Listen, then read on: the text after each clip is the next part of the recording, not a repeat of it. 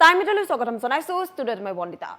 ৩ আগষ্টৰ পৰা আৰম্ভ হ'ব বানত ক্ষয়ক্ষতিৰ মূল্যায়ন অৰ্থাৎ বানত আক্ৰান্ত হোৱা প্ৰতিটো পৰিয়াললৈ ক্ষতিপূৰণ প্ৰদান কৰা হ'ব বানত যিসকল পৰিয়ালৰ সদস্যৰ মৃত্যু হৈছে সেই পৰিয়াললৈ বা আত্মীয়লৈ ৯ লাখ টকাৰ সাহায্য প্ৰদান কৰা হ'ব আৰু বিশেষকৈ বিভিন্ন এনেধৰণৰ ক্ষতিপূৰণ প্ৰদান কৰা হ'ব বুলি মুখ্যমন্ত্ৰী ডক্টৰ হিমন্ত বিশ্ব শৰ্মাই ঘোষণা কৰা পৰিলক্ষিত হৈছে লৈছো এই মুহূৰ্তত সবিস্তাৰে এই খবৰ ৩ আগষ্টৰ পৰা আৰম্ভ হ'ব বানত ক্ষয়ক্ষতিৰ মূল্যায়ন অৰ্থাৎ বানাক্ৰান্ত লোকসকলক সাহায্য প্ৰদান কৰা হ'ব বিশেষভাৱে ক্ষতিপূৰণ প্ৰদান কৰা হ'ব বানত আক্ৰান্ত প্ৰতিটো পৰিয়ালে পাব ক্ষতিপূৰণ ভয়াবহ বানত মৃত্যু হোৱা প্ৰতিটো পৰিয়ালৰ আত্মীয়লৈকে ৯ লাখকৈ সাহায্য ঘোষণা কৰা হৈছে নিৰুদ্দেশ হোৱা পৰিয়ালেও পাব ৪ লাখ টকাৰ সাহায্য ৪ লাখ টকাৰ সাহায্য প্ৰদান কৰা হৈছে মুখ্যমন্ত্ৰীৰ সাহায্য পুঁজিৰ পৰা অতিৰিক্ত ৫ লাখ টকা ঘোষণা কৰা হৈছে বানত সন্ধানহীন হৈ থকা কোনো লোকৰ সন্ধান নাপালে এমাহৰ ভিতৰত মৃত বুলি ধৰি লোৱা হ'ব বা মৃত বুলি ঘোষণা কৰা হ'ব এনে দুৰ্ভগীয়া পৰিয়ালৰ আত্মীয়লৈকো দিয়া হ'ব ৯ লাখকৈ টকা দিয়া হ'ব শিৱসাগৰ চৰাইদেউ যোৰহাট আৰু গোলাঘাটৰ বানাক্ৰান্ত পৰিয়ালক দিয়া হ'ব ১৫,০০০কৈ টকা তাৰোপৰি বৰ্ধিত হাৰত দিয়া হ'ব অৰুণোদয় আঁচনিৰ ধন বৃদ্ধি কৰা হ'ব সেইসমূহ জিলাৰ লোকৰ বাবে আৰু ১২৫০ টকাৰ পৰিৱৰ্তে প্ৰতিটো হিতাধিকাৰীয়ে লাভ কৰিব ২৫০০কৈ টকা সৰ্বমুঠ ১৭,৫০০ টকা লাভ কৰিব ৪ জিলাৰ বন্যাৰ্ত পৰিয়ালে প্ৰাথমিকৰ পৰা দশম শ্ৰেণীলৈকে ৪ জিলাৰ শিক্ষাৰ্থীক দিয়া হ'ব বিনামূলীয়া ইউনিফৰ্ম আৰু কিতাপ কিনাৰ বাবে এইচএছৰ ছাত্ৰ-ছাত্ৰী পাব ১,০০০কৈ টকা আৰু স্নাতক ছাত্ৰ-ছাত্ৰী পাব ৩,০০০কৈ টকা এয়া উল্লেখ কৰা হৈছে লগতে স্নাতকোত্তৰ শিক্ষাৰ্থীসকলে পাব ৫,০০০কৈ টকা গতিকে ৩ আগষ্টৰ পৰা এয়া আৰম্ভ কৰা হৈছে ৩ আগষ্টৰ পৰাই বানত ক্ষয়ক্ষতিৰ মূল্যায়ন এয়া কৰা হৈছে আৰু বানত আক্ৰান্ত প্ৰতিটো পৰিয়ালে ক্ষতিপূৰণ লাভ কৰিব গতিকে মুখ্যমন্ত্ৰী ডক্টৰ হিমন্ত বিশ্ব শৰ্মাই বিশেষ পোষ্ট শ্বেয়াৰ কৰা দেখিবলৈ পোৱা গৈছে যেহেতু বানৰ বিভীষিকাময় পৰিস্থিতিত চৌপাশে হাহাকাৰ অৱস্থাৰ সৃষ্টি হৈছিল বানত আক্ৰান্ত হৈছিল বহু পৰিয়াল এই পৰ্যন্ত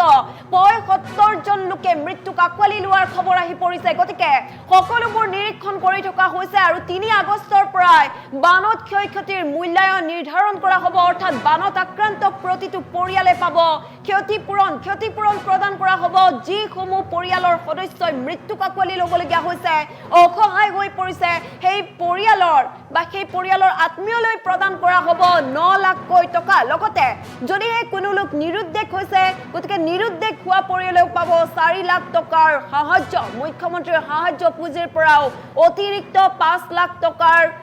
৫ লাখ টকা প্ৰদানৰ ঘোষণা কৰা হৈছে আৰু লগতে যদিহে বানত বৰ্তমান এই পৰ্যন্ত সন্ধানহীন হৈ আছে কোনো লোক আৰু সন্ধানহীন হৈ থকা লোকৰ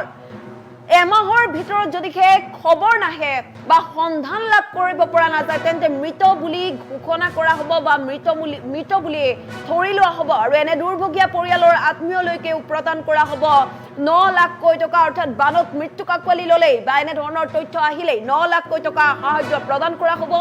বিশেষকৈ শিৱসাগৰ চৰাইদেউ যোৰহাট আৰু গোলাঘাটত যেহেতু বানৰ যথেষ্ট পৰিমাণে প্ৰভাৱ পৰা দেখিবলৈ পোৱা গৈছিল চৌপাশে ধ্বংসলীলা দেখিবলৈ পোৱা গৈছিল গতিকে এই ৪ জিলালৈ বিশেষভাৱে সাহায্য প্ৰদান কৰা হ'ব ক্ষতিপূৰণ দিয়া হ'ব আৰু এই ৪ জিলাৰ পৰিয়ালক দিয়া হ'ব ১৫,০০০কৈ টকা তাৰোপৰি বৰ্ধিত হাৰত দিয়া হ'ব অৰুণোদয় আঁচনিৰ ধন পূৰ্বতে যেহেতু ১২৫০ টকা আছিল গতিকে এই ৪ জিলাৰ যিসকল হিতাধিকাৰী সেই হিতাধিকাৰীসকলে ১২৫০ টকাৰ পৰিৱৰ্তে লাভ কৰিব ২৫০০কৈ টকা আৰু সৰ্বমুঠ ৪খনকৈ জিলাত ১৭,৫০০ টকা লাভ কৰিব বন্যাৰ্ত পৰিয়ালে আৰু প্ৰাথমিকৰ পৰা দশম শ্ৰেণীলৈ ৪ জিলাৰ শিক্ষাৰ্থীক দিয়া হ'ব বিনামূলীয়া ইউনিফৰ্ম আৰু কিতাপ যেহেতু সকলো ছাত্ৰ-ছাত্ৰী এনেদৰে বিদ্যালয়ৰ ইউনিফৰ্ম হওক বা কিতাপ পত্ৰ সকলোবোৰ এনেদৰে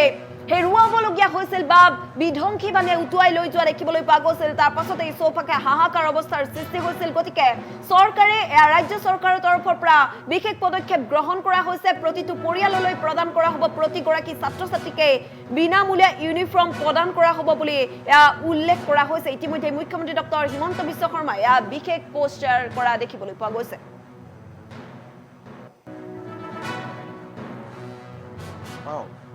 আমি তেওঁলোকক মৃত্যু হোৱা বুলি চৰকাৰী সাহায্যৰ বাবে ধৰি লওঁ। ভগৱানক প্ৰাৰ্থনা কৰিম তেওঁলোক যাতে উভতি আহে, কিন্তু পৰিয়ালটোৰ বাবে যাতে আমি পৰিয়ালটোক সাহায্য দিব পাৰো, তাৰ বাবে এই মিচিং ব্যক্তিসকলকো আমি মৃত্যু হোৱা বুলি ধৰি লৈ 4 লাখ টকা চৰকাৰ আৰু 5 লাখ টকা আমি মুখ্যমন্ত্ৰীৰ সাহায্য পুঁজিৰ পৰা আগবঢ়াম। অৰ্থাৎ মিচিং হৈ থকা 7 গৰাকী ব্যক্তিৰ পৰিয়ালেও ন্যায় লাভ কৰিব। আৰু এই ক্ষেত্ৰত বহুত বেছি পুলিচ ৰিপৰ্ট আদিৰ প্ৰয়োজন নাই। আমি চাৰ্কুল অফিচাৰৰ প্ৰতিবেদনৰ ওপৰতে এই সাহায্য প্ৰদান কৰিম। বানত আক্ৰান্ত আৰু যাক সহায়ৰ প্ৰয়োজন আছে, বানত যি সিভিয়াৰলি আক্ৰান্ত হৈছে, অৰ্থাৎ বানে যাক সৰ্বশান্ত কৰিছে, তেনে আটাইবোৰ পৰিয়ালকে অহা 4-5 দিনৰ ভিতৰত আমি 15,000কৈ টকা তেওঁলোকৰ বেংক একাউণ্টত ট্ৰান্সফাৰ কৰিম। অৰ্থাৎ বানত গুৰুতৰভাৱে আক্ৰান্ত প্ৰতিগৰাকী পৰিয়ালে তৎকালীনভাৱে চৰকাৰৰ পৰা 15,000 টকা লাভ কৰিব। ৰাতিপুৱা মই জিলা আয়ুক্তসকলৰ লগত বহিছিলোঁ। কিছুমানে কৈছে যে নাজিৰাত প্ৰায় 20,000, চৰাইদেউ জিলাত 13,000, ডিমৌতো প্ৰায় 13-14,000, শিৱসাগৰত 20,000, গোলাঘাট আৰু যোৰহাট জিলাতো। অৰ্থাৎ মই ধৰি লৈছো যে প্ৰায় 1 লাখতকৈও বেছি পৰিয়ালক এই সাহায্যৰ হয়তো প্ৰয়োজন হ'ব। যদি আমি ধৰিও লওঁ যে আমি 90,000, 1 লাখ পৰিয়ালক 15,000কৈ টকা দিম, আৰু এই টকাৰে অকণমান বাঁহ, অকণমান টিংপাত বা অন্তত ঘৰখন চাফ কৰাই ল'বৰ বাবে বা ঘৰখন চাফা কৰাৰ বাবে তেওঁলোকে কিছু সকাহ পাব। আজিৰে পৰা জিলা আয়ুক্তসকলে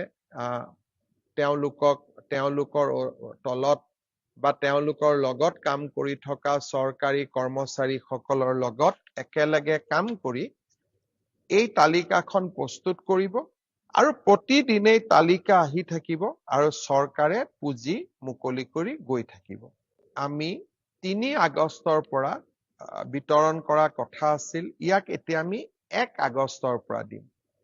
যোৱাবাৰ যেতিয়া মই ফেচবুক লাইভ কৰিছিলো, বহুতে মোক কৈছিল যে মামা এইবাৰ অৰুণোদয় দিব নালাগে, অৰুণোদয়ৰ পুঁজিখিনি চৰাইদেউ আৰু শিৱসাগৰ জিলাত দিয়ক। আমি ইমান ডাঙৰ পদক্ষেপ ল'ব খোজা নাই, কিন্তু আমি এটা সিদ্ধান্ত লৈছো যে চৰাইদেউ, শিৱসাগৰ, যোৰহাট আৰু গোলাঘাট জিলাৰ অৰুণোদয় হিতাধিকাৰীসকলক এইবাৰ আমি 2,500 টকা দিম। অৰ্থাৎ 15,000 টকা বানত আক্ৰান্ত, গুৰুতৰভাৱে আক্ৰান্ত পৰিয়ালে পালে। অতিৰিক্ত কৰি 1 আগষ্টৰ দিনা বানত আক্ৰান্ত হওক বা নহওক, কাৰণ প্ৰভাৱটো সকলোৰে হৈছে, কোনোবা প্ৰত্যক্ষ কোনোবা পৰোক্ষ, শিৱসাগৰ, যোৰহাট, চৰাইদেউ আৰু গোলাঘাট জিলাৰ প্ৰতিটো পৰিয়ালক আমি অৰুণোদয় 2,500 টকাকৈ আগবঢ়াম।